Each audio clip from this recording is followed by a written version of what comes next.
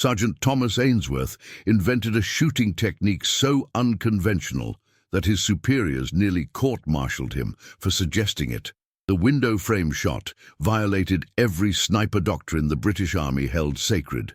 Yet on a frozen February morning in 1945, when a single Nazi officer stood between Allied forces and victory, only Ainsworth's mad technique could reach him.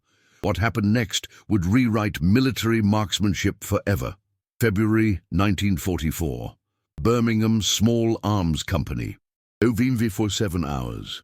The workshop smelled of gun oil and coal smoke, machinery clattering beneath blackout curtains as another air raid siren wailed its nightly warning.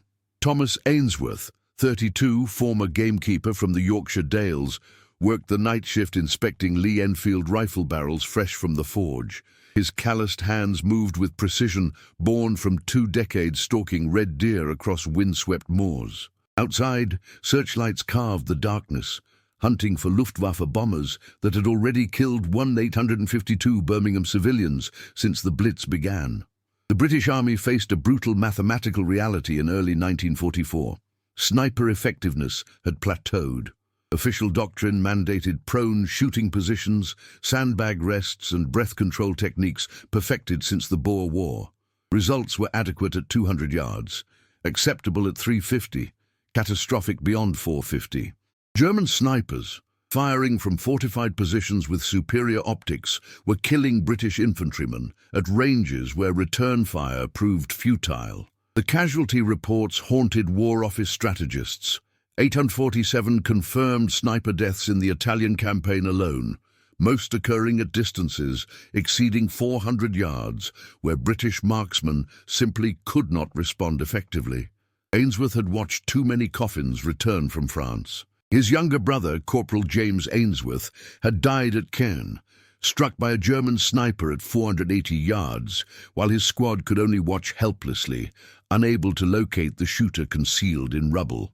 The official report called it effective enemy fire from extended range.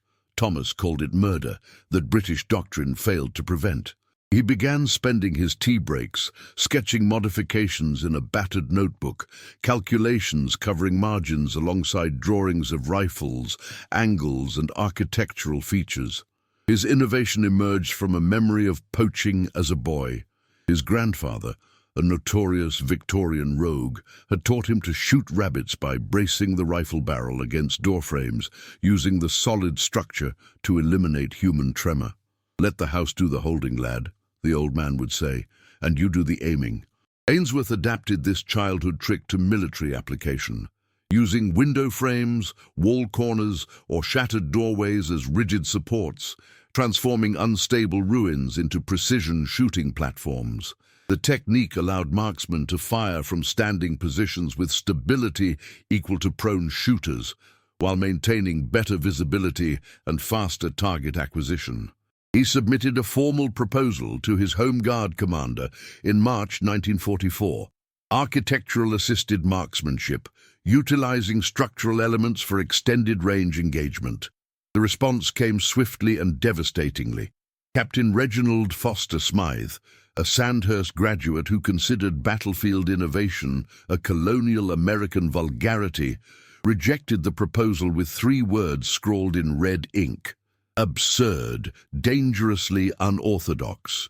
The accompanying memo accused Ainsworth of attempting to undermine 60 years of proven marksmanship doctrine with gamekeeper superstition.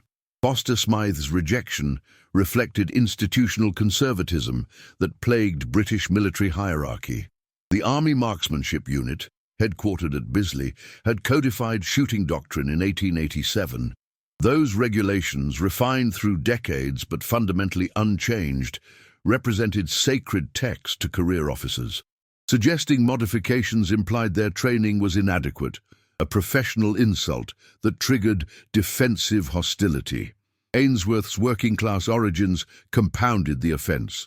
A Yorkshire gamekeeper, questioning Sandhurst-trained officers, violated social hierarchies that ran deeper than military rank. The rejection might have ended there, But Sergeant Major William Hutchins, a Dunkirk veteran who had watched too many boys die from German sniper fire, quietly encouraged Ainsworth to continue developing his technique privately.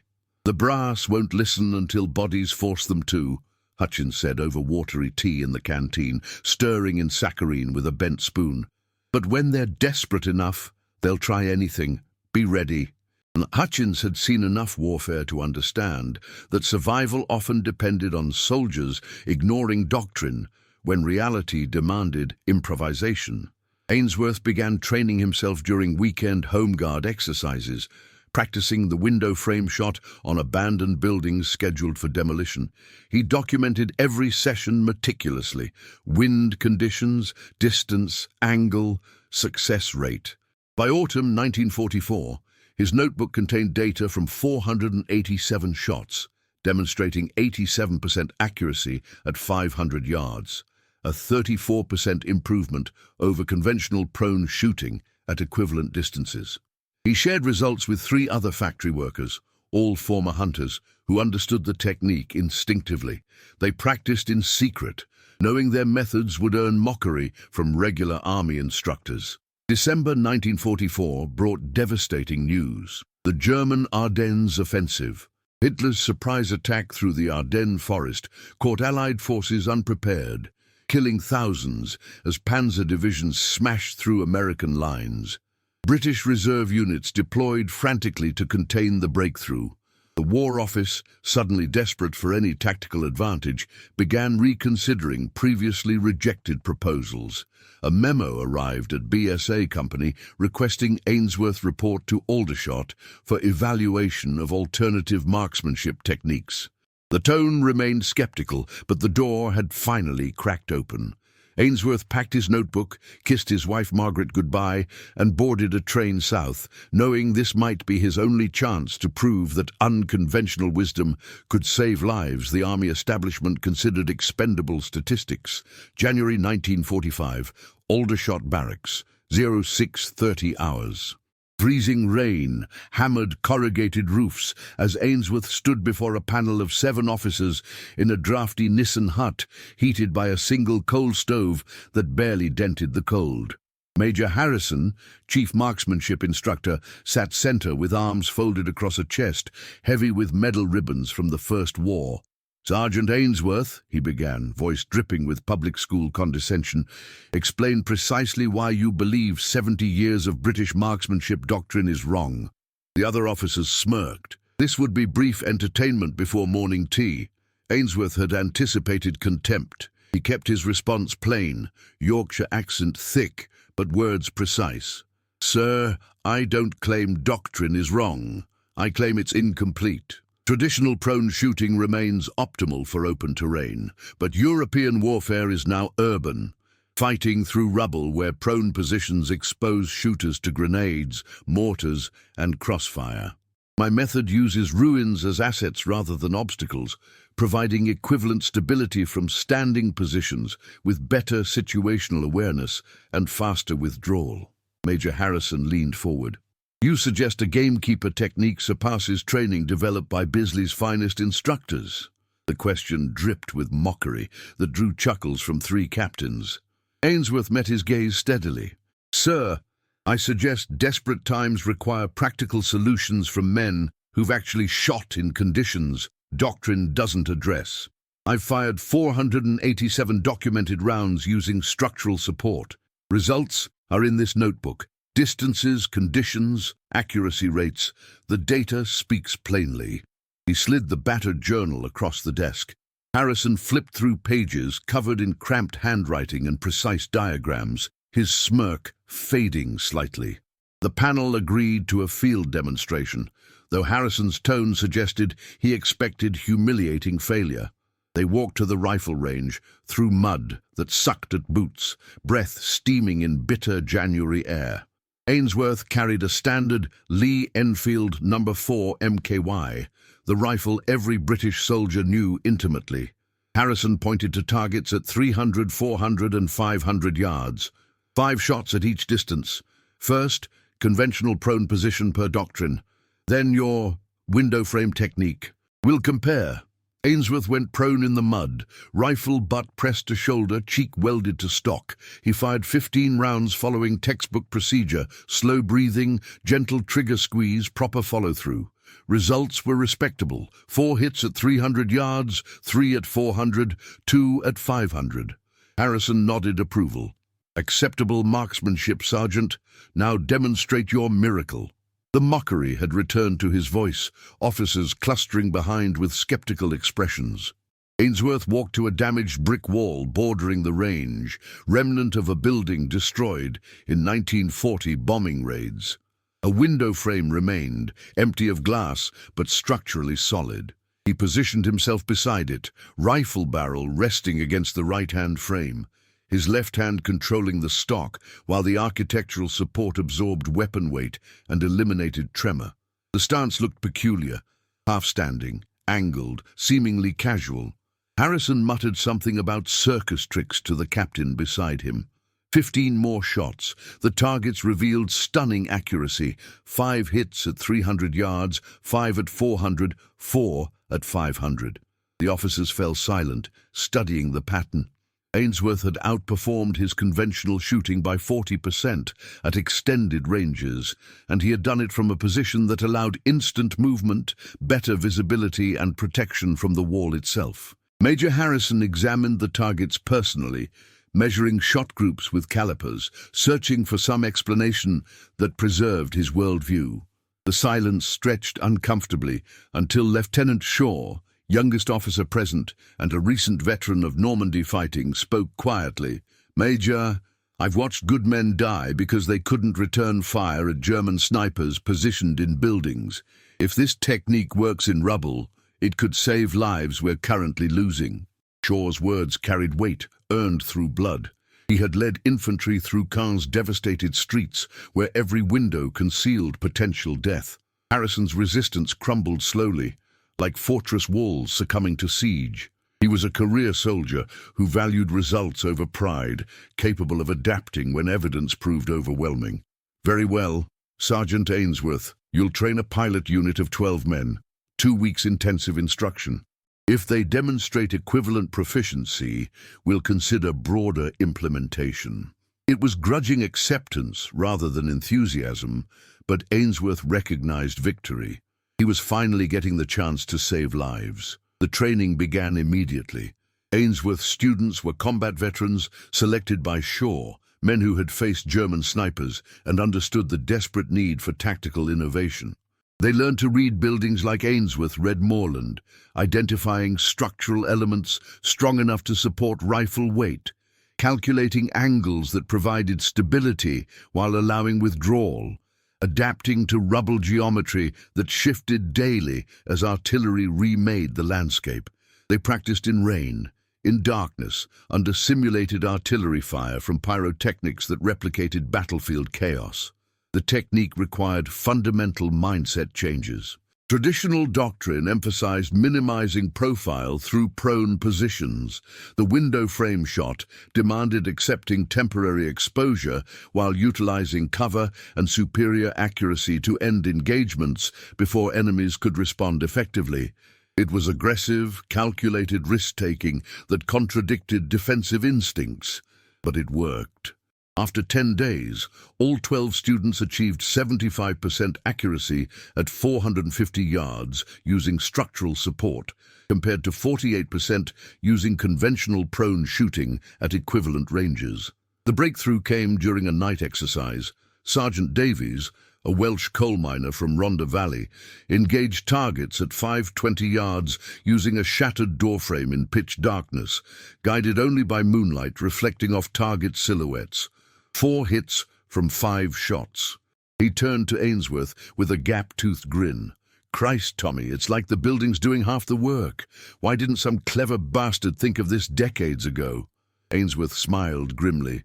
"Because clever bastards sit in offices, and gamekeeper logic isn't respectable until soldiers die, proving it necessary."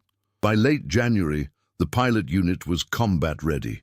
Intelligence reports indicated heavy fighting developing in the Reichswald forest along the German frontier, where Nazi forces had fortified shattered villages into defensive strongpoints. British and Canadian units were preparing Operation Veritable, a massive assault scheduled for February 8th. Shaw arranged for Ainsworth's unit to deploy as specialized marksmen attached to infantry battalions. They would finally test the window frame shot where it mattered most, against an enemy who shot back. The war had given Thomas Ainsworth 2 weeks to prove that heresy could become doctrine. February 12th, 1945. Cranenburg, Germany. 07:15 hours. The dawn broke grey and bitter over ruins that barely resembled a village anymore. Allied artillery had hammered Cranenburg for 4 days straight, transforming half-timbered houses into skeletal frameworks draped with shattered masonry. The air tasted of brick dust and cordite. Visibility reduced to 200 yards by smoke drifting from burning fuel depots. Ainsworth's unit had attached to the 15th Scottish Division, supporting infantry clearing German holdouts from rubble that concealed nests of resistance capable of slaughtering advancing troops. The Allied offensive had stalled catastrophically. German forces, commanded by Generaloberst Alfred Schlemm, had transformed the Reichswald forest into a killing ground where every ruined building became a fortress. British casualties mounted hourly. 164 dead on February 8th, 203 on the 9th, 287 on the 10th. The Wehrmacht fought with desperate ferocity, knowing this was German soil and surrender meant occupation. Among defending units, the 6th Fallschirmjäger Division, paratroopers with fanatical reputation, held Cranenburg's eastern sector, refusing to yield despite overwhelming Allied firepower. Captain Wilhelm Richter commanded the Fallschirmjäger detachment holding Cranenburg's church ruins. Intelligence identified him as a veteran of Crete and Monte Cassino, holder of the Knight's Cross, and a tactical genius whose defensive positioning had already killed 43 British soldiers attempting to breach his lines. Richter directed mortar fire from the church bell tower, which still stood despite 4 direct artillery hits. His elevated position gave commanding views across Allied approach routes, turning every advance into a bloodbath. British commanders recognized brutal reality. Until Richter was eliminated, the offensive would grind forward only by spending lives at unsustainable rates. Traditional solutions had failed spectacularly. RAF Typhoon fighter bombers attacked the church twice, expending rockets that destroyed surrounding structures but left the tower intact due to its medieval stone construction, 3 feet thick at the base. British artillery fired 400 shells at the position over 2 days, achieving nothing except creating more rubble for German defenders to exploit. Counter-sniper teams attempted engagement but couldn't achieve effective angles. Richter's position sat 520 yards behind German lines with clear fields of fire, his observers spotting British marksmen before they could establish prone positions. Lieutenant Shaw found Ainsworth at 07:30 hours, sheltering behind a collapsed bakery wall while German mortar fire whistled overhead. Shaw looked exhausted, face blackened with soot, eyes red from sleeplessness. "Tommy, Division wants that tower silenced before noon. They're planning an infantry assault regardless, but without taking out whoever's directing fire from up there, it'll be slaughter. Can your window frame technique reach 520 yards in these conditions?" Ainsworth studied the tower through binoculars, calculating wind, distance, elevation. "Maybe. I'll need the right position, something solid, proper angle, and I'll need time without mortars dropping on my head." They searched through ruins systematically, Ainsworth evaluating structural integrity, while Shaw provided cover. Most buildings had collapsed completely, leaving unstable rubble useless for precision shooting. They found what they needed in a shattered Dre-story house 80 yards from their current position. A window frame on the 2nd floor, partially intact, facing directly toward the church tower. The angle was perfect, elevation provided clear line of sight, and the surrounding walls offered protection from small arms fire. The problems were obvious. Reaching it meant crossing open ground under German observation, and the floor might collapse under their weight. Sergeant Davies volunteered immediately. "I'll cover your approach with suppressing fire. Give the Jerrys something else to think about." Ainsworth nodded gratefully. Davies was a superb shot and utterly fearless, the sort of man who treated warfare like coal mining, dangerous work requiring calm professionalism rather than heroics. At 8:05 hours, Davies opened fire on German positions, forcing defenders down, while Ainsworth and Shaw sprinted across rubble-strewn ground, boots slipping on loose brick, lungs burning in the cold morning air. They reached the house and climbed debris-choked stairs that groaned ominously with each step. The second floor was a nightmare of charred timber and collapsed ceiling sections, but the window frame held firm, solid German carpentry that had survived Allied bombardment. Ainsworth positioned himself carefully, testing weight distribution, ensuring the floor wouldn't give way. He wedged the Lee Enfield's barrel against the frame's right side, his left hand controlling the stock while architectural support absorbed weapon weight. The position felt perfect, stable as bedrock, despite surrounding devastation. Through his scope, Ainsworth could see the bell tower clearly.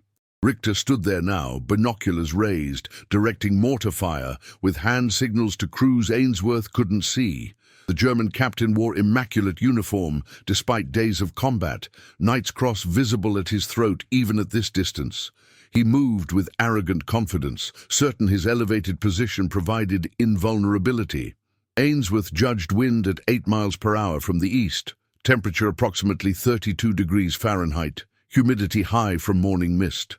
He adjusted his aim 3 inches right, 2 inches high, compensating for bullet drop and drift at 520 yards. Shaw watched through binoculars, providing confirmation. Steady wind, no gusts. Range confirmed at 520 yards by map calculation. Shoot when ready.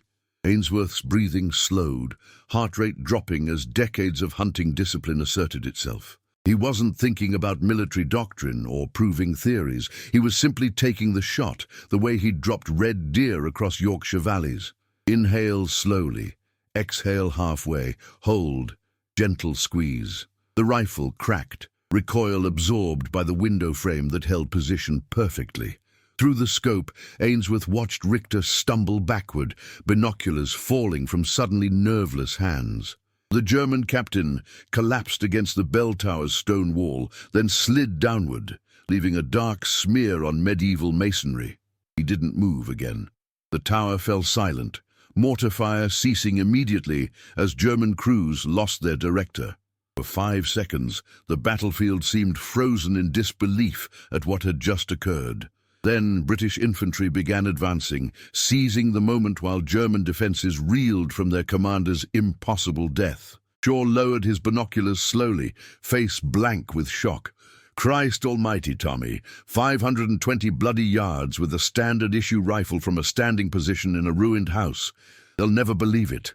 Ainsworth ejected the spent cartridge, catching it reflexively. Old habits from Yorkshire poaching days when evidence needed disposal. "They'll believe it because Richter's dead and our lads are advancing. That's all the proof required." Wade. The window frame shot had just passed its final examination, graded in blood and validated by battlefield results that no Sandhurst doctrine could dispute. March 1945. The war ground toward its inevitable conclusion as Allied armies crossed the Rhine and drove into Germany's industrial heartland. Ainsworth's unit continued operating through the Reichswald fighting, training additional marksmen in the window frame technique as word of Richter's death spread through British battalions. Soldiers who initially mocked the method now requested instruction, recognizing that unorthodox wisdom kept them alive where traditional doctrine failed.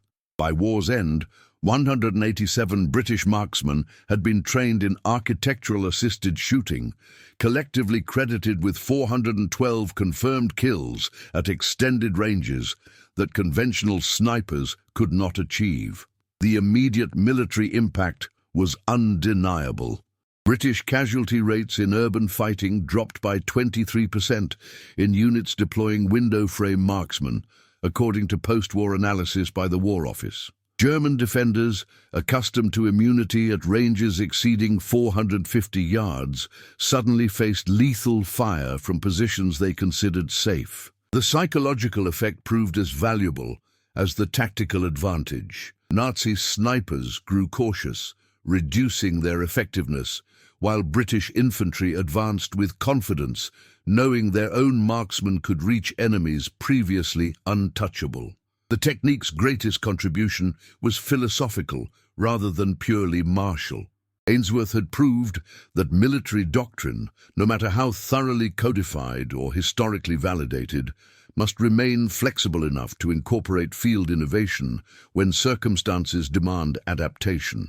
The British Army's initial rejection of his proposal reflected institutional conservatism that nearly cost lives unnecessarily. The eventual acceptance, forced by battlefield necessity, demonstrated that survival often requires humility, the willingness to learn from gamekeepers and coal miners whose practical experience outweighed formal training in solving problems the Academy never anticipated. Thomas Ainsworth returned to Yorkshire in June 1945, declining multiple offers to remain as a military instructor. He'd done what conscience demanded, sharing knowledge that saved lives, and now wanted only to resume his interrupted existence. He returned to gamekeeping on the Broughton estate, walking familiar moors where he'd learned to shoot as a boy. The estate owner, Lord Pemberton, offered a cottage as thanks for service. Margaret was waiting, 2 children now instead of 1, having given birth while Thomas fought in Germany. Life resumed its peacetime rhythms, stalking deer, managing grouse, repairing dry stone walls. Official recognition came slowly and incompletely.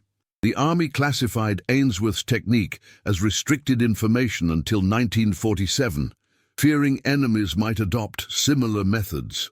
When documentation finally became public, his contribution was credited obliquely in manuals as alternative structural shooting positions, without naming the gamekeeper who developed them.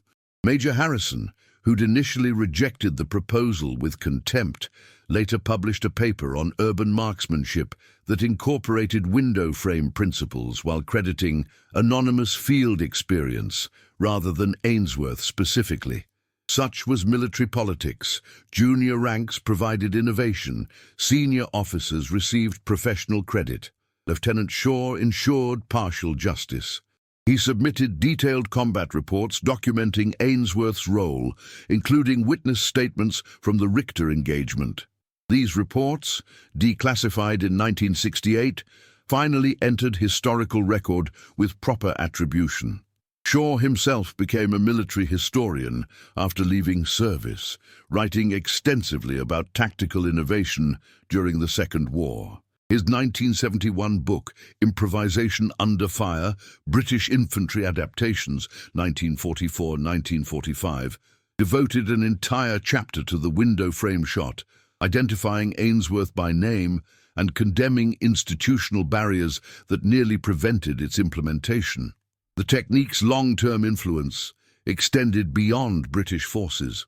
American military advisors studied window frame methods during the Korean War, adapting principles for urban combat in Seoul and Pyongyang. Soviet doctrine incorporated similar concepts by the 1960s, acknowledging that modern warfare's urban character demanded marksmanship approaches beyond traditional open-field shooting.